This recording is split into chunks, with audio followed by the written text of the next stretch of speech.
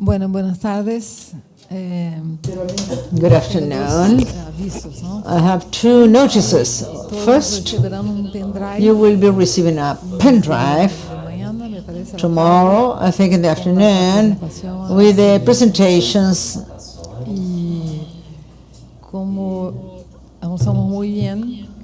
And as we had a very good lunch, if you are a little sleepy, there's coffee and a glass of water in order to continue with our attention on the event. And we will have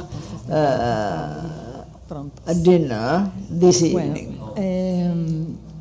We will continue with the work of the meeting, with the conference, the role of the international agencies in order to meet the needs of countries in technology coverage with universality and equity.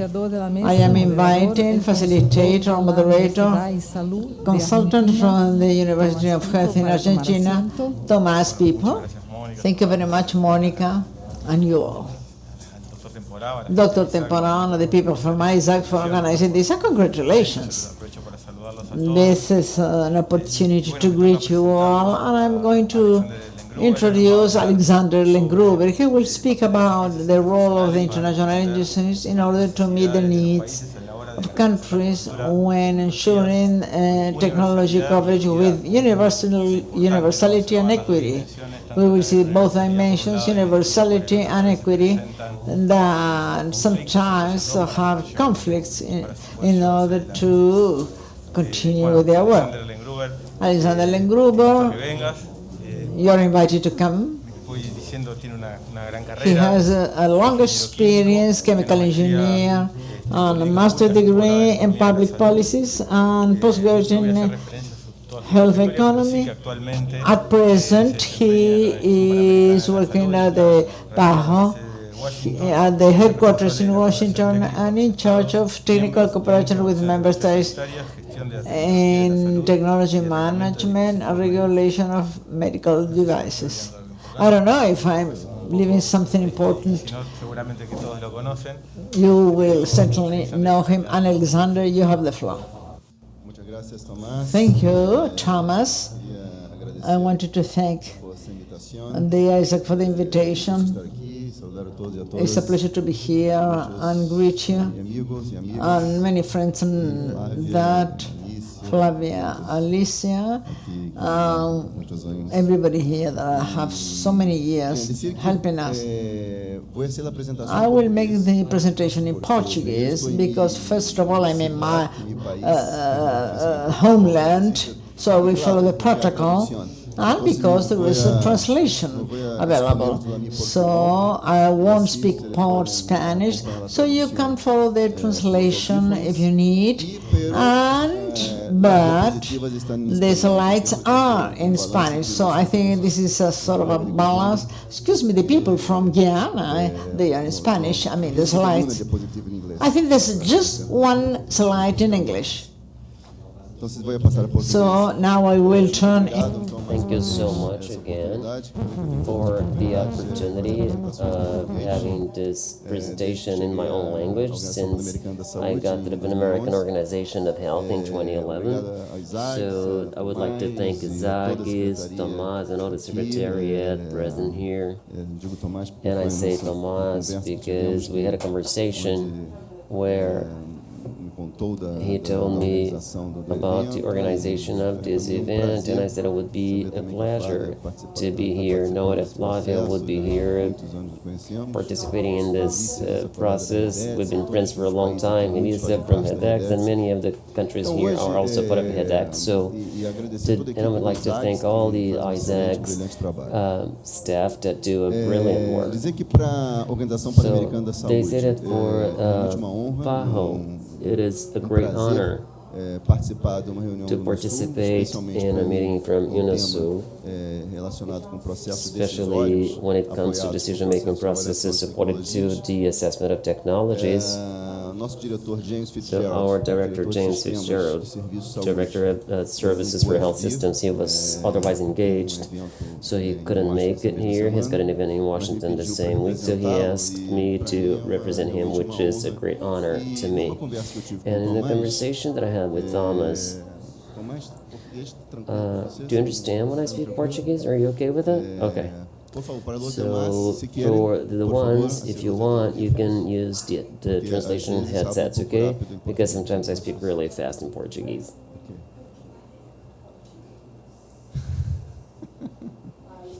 Ok. Qualquer dúvida, por favor, me avise. So if you have any questions, please ask me. Numa conversa com Tomás, So having a conversation with Thomas, he told me that this group have been discussing issues related to the decision-making processes when it comes to technology incorporation. So we thought it would be interesting to share with you a work that we've been doing here in the region of the Americas, some activities related to the assessment of technology network that, regards of its name, does not encompass only organizations specifically related to technology assessment, but also decision-making processes. So I will explain a little bit more about it later on, what we've been doing. And besides other activities also that PAHO is involved with, some projects, a mapping of the situation, the regional situation that was carried out. Obviously, I will not have time to show all the results, but I'll share at least the highlights of this process that I would like to share with you. So Tomás told me that I have only 30 minutes to do my presentation. I will try to keep control of my time so that we can later on have Q&A or debate session. So I will then go through some slides with more details, some with fewer details, so that I can give you an overview.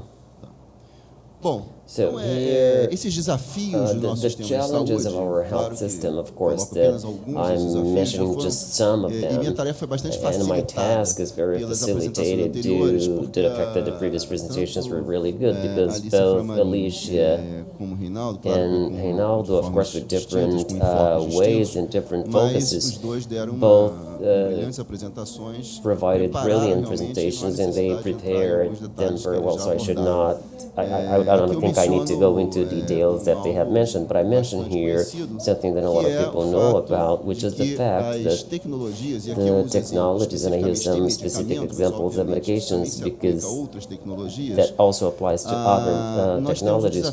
We have the challenge that only a small part shows significant innovations for the health system. So the first example that I mentioned is an example that is a personal experience of mine. It was a period that I was the head of the assessment management of new technologies at ANVISA, the National Agency for sanitary vigilance in Brazil. So this period is shown here with this data that shows that less than 7% of the medications assessed during that period actually showed a benefit compared to the other ones. The second data is a little bit more recent and wider, based on the European experience carried out by a French newspaper that shows a similar set of data, but a bit more surprising that less than 1% of the molecules show indeed some sort of advantage that is significant, that they call in English like a breakthrough, like a great innovation, like a great advantage for treatment. So only 8 molecules. So this is because we talk about technology assessment, and we talk about this challenge of finding an equilibrium between quality, efficiency of care, and efficacy, and try to put all these 3 elements, recognizing the key role of technology within the context of limited budgets and the importance of assessing technologies. However, We know that technology assessment is a necessary element, very important, essential, but it's not enough to guarantee, to assure a rational process of incorporation. So there's a whole other set of elements that I will, in a few minutes, share with you. And this definition here is very known, and the application of the assessment and some examples of decision-making processes, incorporation in the health system, pricing, which is an application that is quite important in Brazil. We have a good experience, an interesting experience about it. Colombia now starts having pricing based on value. So Yates is actually taking part in this initiative in Colombia and other countries that also have initiatives similar that we might approach into deeper details when we have the debate. But there's no question that that is a decision that can be actually be informed by the economic and technology assessment. So I'm just trying to emphasize the importance of the technology assessment. So I'm going to skip some of the slides because it's being approached already by others, and I would like to highlight the resolution approved by the member states in the region of the Americas, and Alicia in her presentation mentioned the resolution by WHO in 2014 that no doubt was quite important. But I would like to remind you that in 2012 the countries in the Americas were pioneers in approving the first resolution about the theme of assessment and incorporation of technologies of the whole world. So I think that it's something that all the countries here should be proud of. There's no doubt about it, because it was the first region in the world that was actually able to approve and set it as a political priority. The issue related to the decisions related to the decisions based on technology assessment. On the slide here we have some of these commitments that I mentioned: establishing decision-making processes based on technological assessment, promoting efforts to institutionalize incorporation processes, creating links between assessment, evaluation, and decision-making process, and the participation in the network for technology assessment in Americas. Many commitments that were signed by all the ministries that in 2012 approved this resolution in Washington in the headquarters of PAHO. So here I say that it's the only slide that is in English, and I'm pointing to the opposite direction, I think.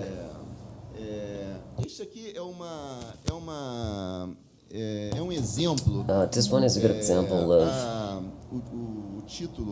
the title and the theme proposed here is the role of the international agencies in providing support to countries in technology incorporation, and that's the model that we are trying to follow. So I hope that I do not hit Thomas with the laser, with a pointer. But anyway, the technology evaluation is an important element, as an important input of the decision-making process, but there's no doubt it's not the only one. There's no doubt there's a whole political process when it comes to values and preferences of patients and the decision-makers and other contexts and many other elements that are not demonstrated or indicated here, but that also take this process of technology and incorporation that will generate a product, and one of these products is actually a plan that is that aims to assure benefits.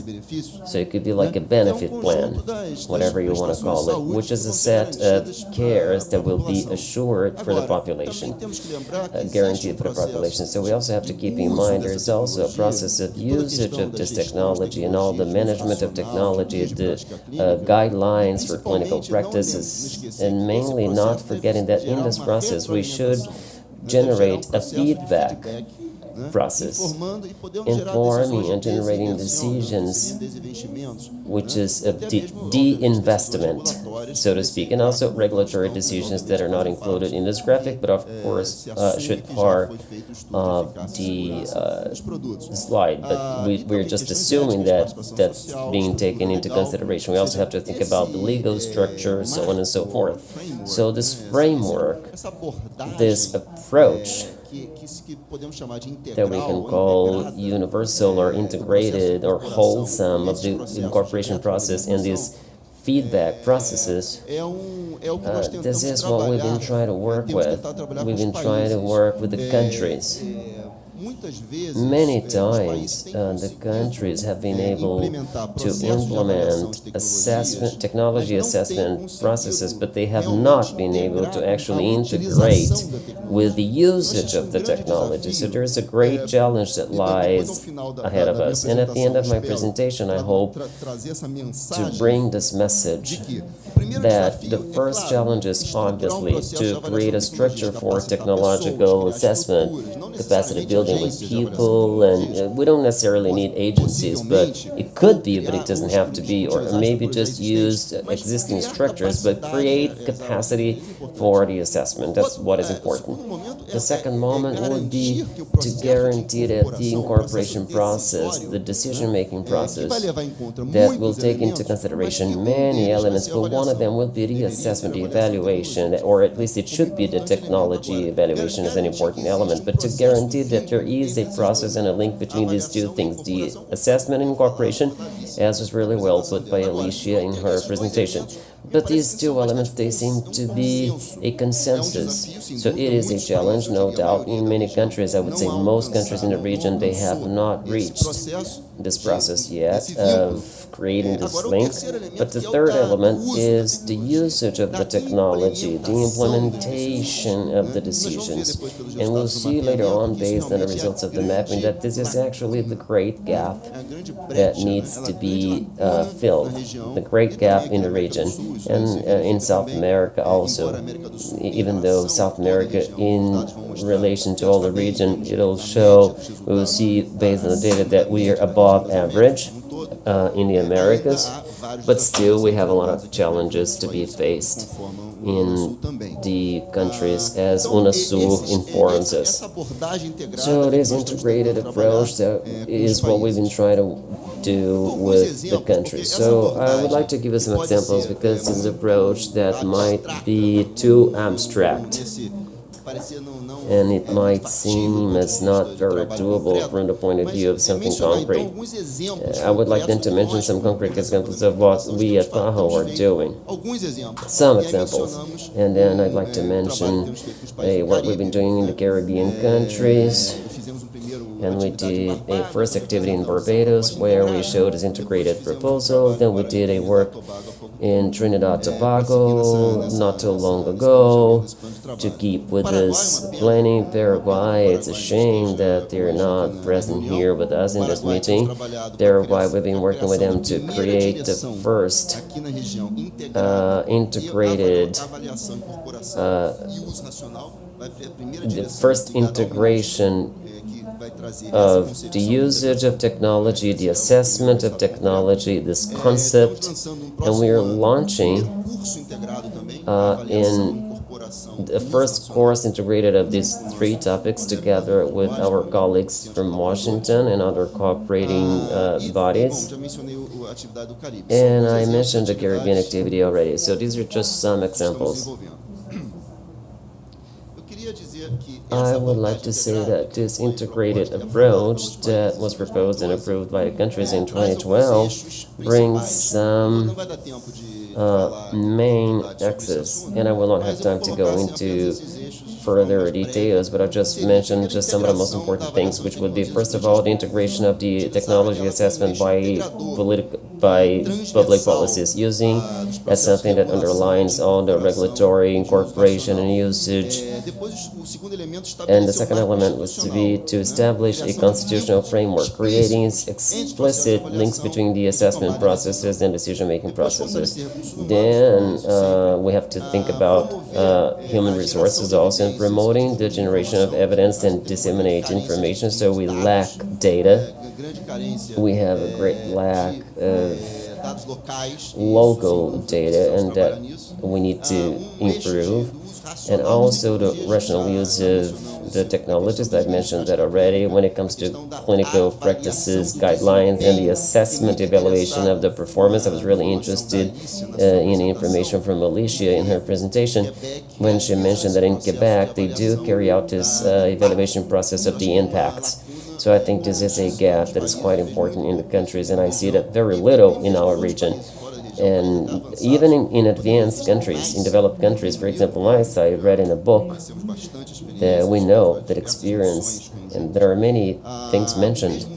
So even NICE now, after so many years, is now developing their first impact evaluation of their English system of assessment of incorporation, of course, network cooperation, and we'll later on talk about the importance of the success of such initiatives.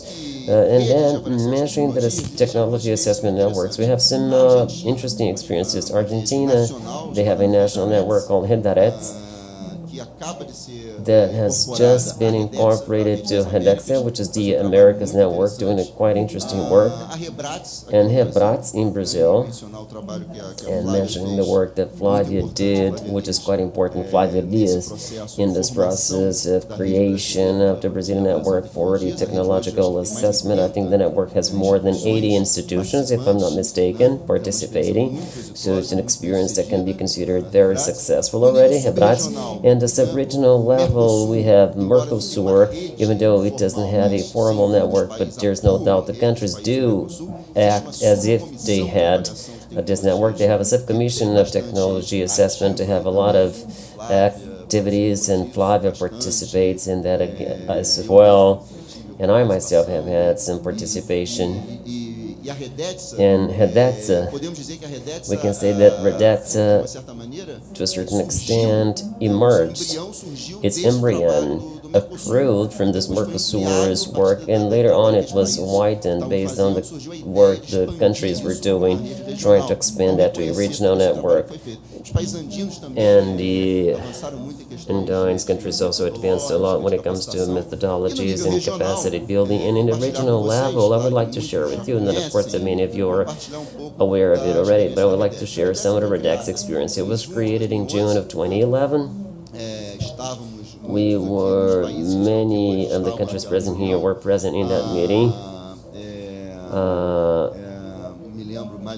I remember Flavia again because it was done during the World Congress of Technology Assessment. It was the first time that a South American country hosted the World Congress, and we were part of the organization committee, and we did the launch in the city of Rio in 2011. And nowadays we've grown a lot. Back then we had a much smaller number of countries, and now we have about 14 countries with 28 institutions. And PAHO has a secretariat role in the network. And we've had the great achievement that member states in 2012 recognized HEDEX as an official network of the Americas for this technology assessment theme. So this is our map, and I would like to say that we have almost all the countries, almost all the UNASUR countries participating in REDEX. So we still need to incorporate Venezuela, we need to incorporate Guyana, and also Suriname. So I would like to actually invite these countries. It seems that Suriname is not today represented here, but our friend from Guyana and Venezuela, I would like to ask them, do this invitation so that in the coming year we can actually incorporate them, these two countries, and maybe more, making all the UNASUR countries participate. Menciono rapidamente algumas atividades da REDES, porque eu queria centrar minha apresentação. I'll quickly mention a few REDATSA activities because I want to focus my presentation on something else. But just to give you an idea of the dynamics of the network, Colaboração com outras redes, como a rede europeia, como a rede asiática. face-to-face meetings, collaboration with other networks, the Asian network, practices that we undertake in our community, the courses we've been given, and mapping. Our website, which is available, the webinars. Last week, our colleague from the National Commission, CONITAC, was here, and we had this very interesting program. It was part of REDATSA's work plan, where several countries had 1 week. Last week, they were in Brasilia for a full week to learn about the ministry's experience, participating in 2 days of meetings and sessions, and that was something that was really positive. Next visit will be to Colombia, Quebec, and Argentina, to be confirmed. This is our timeline in terms of meetings. We've had several activities and meetings. Every year we have at least 1 meeting, sometimes 2 meetings, face-to-face meetings, in addition to the remote meetings every 2 months. So this is really a very active agenda. The last meeting was in Chile. We had this meeting in Chile a few months ago, and now we'll set up the agenda for next year. We have not yet defined the country. This is just a quick information about our community of practices. This is our virtual environment for the exchange of information. Well, we have 194 documents with 49 ETS reports being shared in the community of practices for the exchange of ideas, agendas, and news published about us. This is a member-only meeting, and we have the website, which is public, and everybody can participate. Our community of practices, just to give an idea of the documents. Our consultation forum, whenever some country has an immediate need to learn information about PET-CT or hemophilia. On that same week, several pieces of information are shared. This is just an example of consultation forums between the members who can exchange information. This is our website. If you want more information in Spanish, English, and Portuguese. This is our webinar program. I invite you all to participate in our webinar program, which has had a lot of participation. Alicia, for instance, she gave a great presentation about diagnostic technologies, as well as in 2016, every 2 months, we're going to have a webinar, and I'd like to invite you all to them. And all the webinars have been recorded, so if you're interested in watching these webinars, please just let us know. Just go to our website and record, all the webinars are recorded. Capacity building activities, we have a collaboration with our collaboration center in Argentina, which collaborates with PAHO and WHO for the assessment of technologies.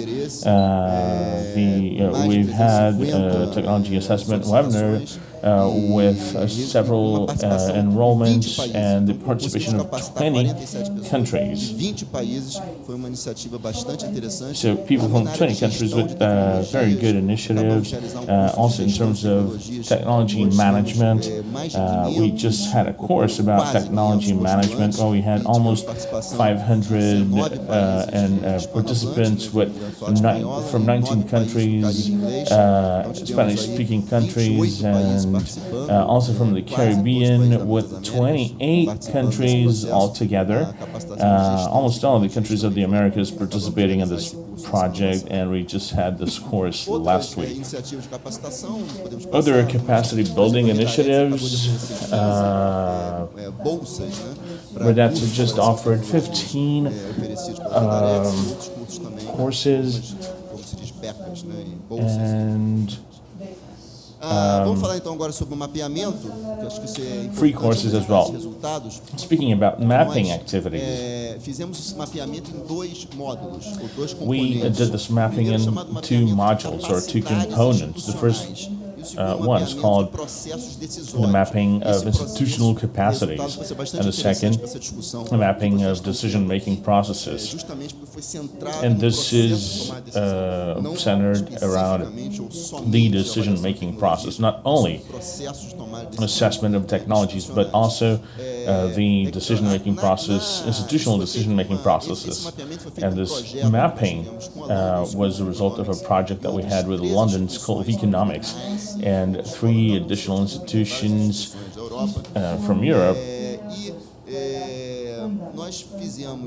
where this project will be completed at the end of December. It was a 3-year-long project that involved other activities that I'm going to speak about in the next few minutes. And this mapping that was done had a partnership, had the support of a partnership with Mercosur, especially for in terms of the form that's used for capability mapping. It was a form that was developed by other countries of Mercosur, especially Uruguay, and who coordinated this undertaking back then, and we adapted this questionnaire to use it to the entire region. And another questionnaire, which is the decision-making process questionnaire, was developed by this project, and it was used for the entire region and for all the countries. So the first is a mapping activity with 25 questions. The second one was formed with 65 questions, where we asked, for instance, about characteristics of the institutions, the decision-making process, how it was implemented, the challenges, and we did that online. The mapping followed this process where it was sent to focal point institutions and so forth. We had 106 responses for capacity mapping and 46 responses for decision-making processes, with a total of 24 countries and 30 countries respectively. I won't go into so much detail about this, but this is about the methodology, how it was set up, and the capacity building project, where we, at each focal point, we would identify which institutions could assess technologies, and then we set the forms, and at the end, 94 institutions which either undertake or which could undertake activities related to technology assessment. I'm sorry, speaking so fast, but this will be made available at the end to all of you. At the end of the process, 31 countries sent some type of information, not necessarily both questionnaires, but at least some information from a total of 35 countries. We received 31 countries. We received 146 responses. We identified 94 countries with some capacity for technology assessment, and now we're sending proposals for scientific articles to some publications. These are all the participating countries.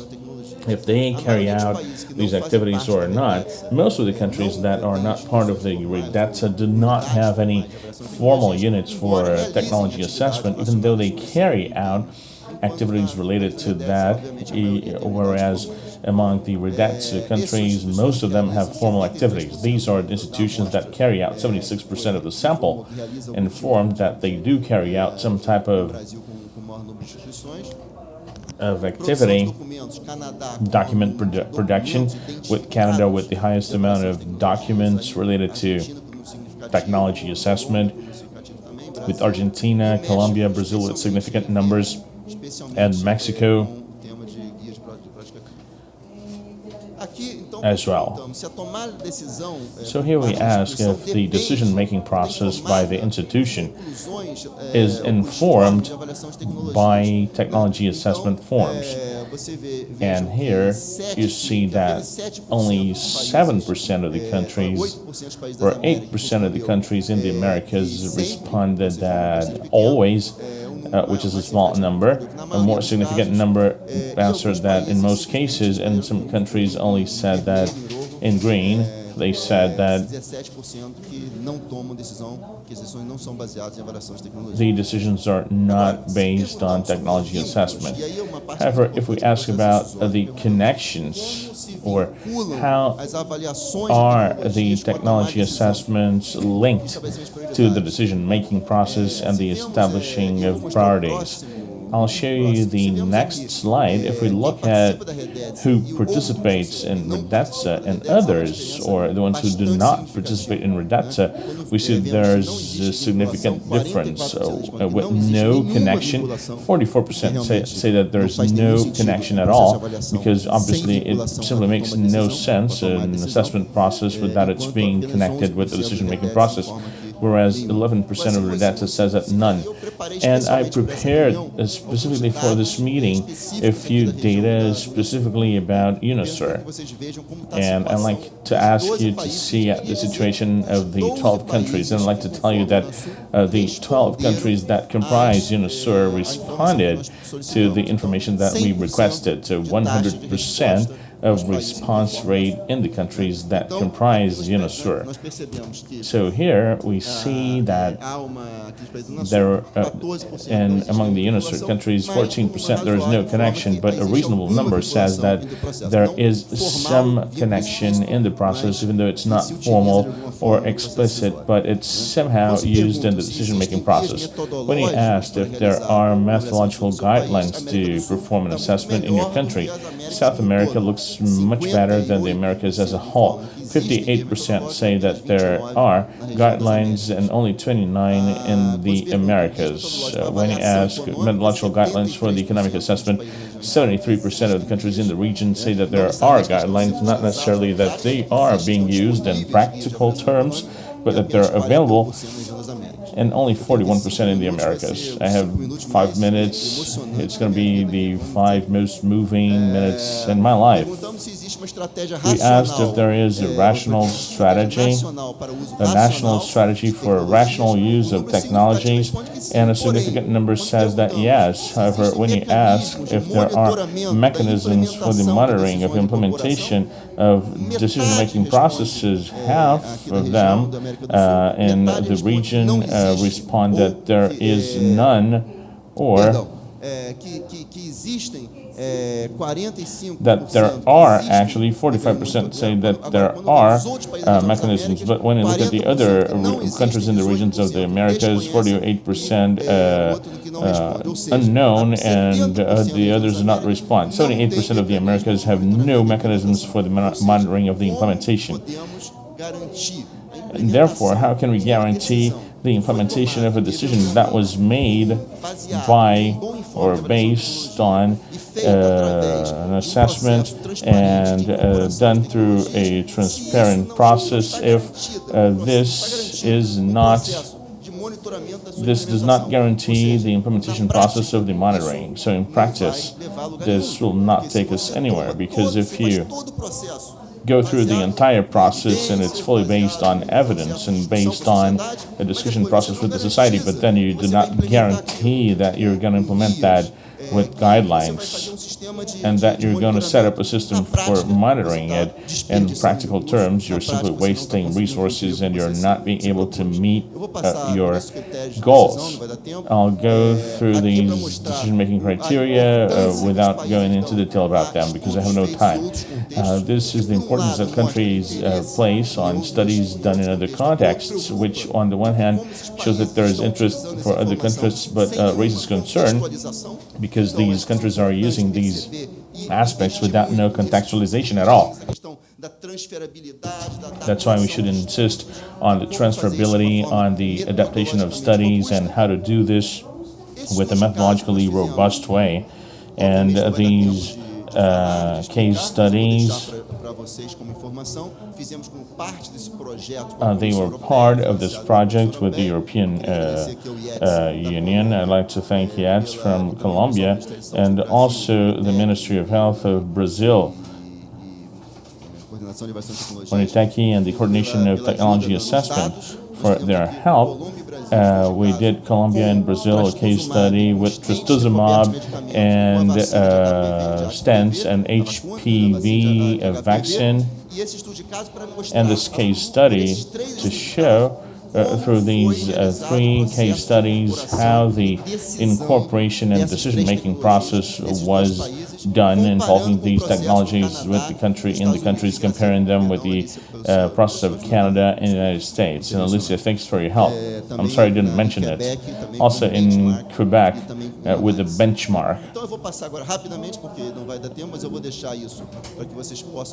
I'll leave you with this, the results of the trastuzumab case study, and our results, of course, they're highly summarized. This is a 200-page report, which will be made available in 2 months so that everybody can read them on our website, and also the HPV vaccination.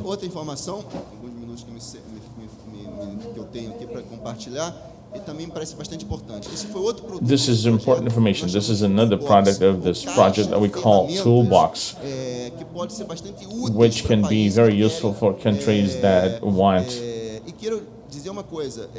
to use them. And I want to say something. Technology assessment will see that actually what we want is to improve the decision-making process. The toolbox is not a methodological toolbox. We do not want to teach a methodology. There's training courses for that and several tools for that. We really are offering a toolbox so that the decision makers and those who want to start implementing a process of incorporation in their countries so that they can use them and search for information with concrete examples, with best practices, with information from countries that have gone through similar processes, such as Brazil, for instance. So there's a chapter dedicated to health systems, to the construction of mechanisms or technology assessment functions, products, the use of MCDAs, and the implementation of decisions. So these are the 5 chapters of the toolbox, and there's a little bit more detail here, but we'll leave this with you and make it available. But ideally, this will be really available to all the countries, and that this is a tool under constant construction. It will be available, not right now, of course, because for the time being, this is a book, a 250-page booklet, but we want to transform it into a web tool, into an app, and it will be available for a decision maker to look for this information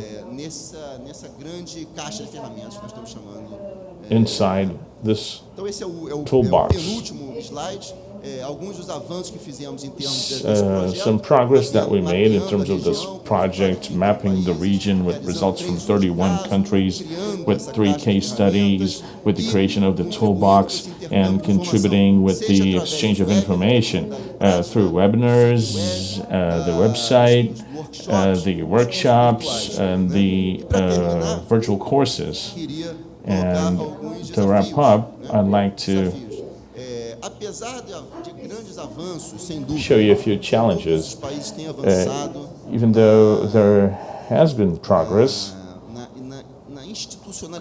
undoubtedly the countries have been advancing in the institutionalization of technologies. Colombia with the creation of YETS, Brazil with the National Policy for Technology Management and Price Policy, the creation of Conitec, Bratzi, and Brazil with several progresses. Chile recently with a law for high-cost medicines that's also linked to technology assessment and a full committee to assess it. Argentina, and with its challenges, of course, it needs to advance, but there is a unit in Argentina, so several countries. Canada goes without saying, of course, but the countries of Latin America aren't really making progress, but there are challenges, and the challenges are in the sense of creating this connection with the incorporation process, which very few countries have been able to do. And I would dare say, without any type of bias, but I would say that in South America, Brazil is the country that has been able to create a direct connection with the decision-making process. Of course, other countries, of course, Colombia made a lot of progress. Not explicitly, but with a strong activity carried out by YETSI as supporting decisions. But Brazil, Colombia, maybe Argentina has not come to this point yet. Anyway, we'll have to advance more in terms of capacity building, and we've advanced a lot. There's a growth in terms of the legalization of things, and Ronaldo spoke a lot about this, with a very serious problem in Brazil as well as in Colombia. In Costa Rica, it's also a big problem, and in other countries it seems to be growing. So undoubtedly this is something that needs to be faced with the challenge of implementing this integrated approach. And undoubtedly, working in a network is undoubtedly a very good way forward. We made a lot of progress with the subnational and national networks, and we need to increase the participation of countries in REDETSA. Once again, I'd like to send out this invitation to the countries who do not yet participate in REDETSA, so that we can increase this exchange. And I think that this initiative by UNISUR to bring this decision about the decision-making process is extremely timely and welcome. And I would say that if we could connect even more our discussions and look for more synergies between these discussions as we're doing now, if we're able to do that, we'll be able to achieve excellent results in the region. Once again, thank you for your attention. Bueno, Alexandre, muchísimas gracias por tu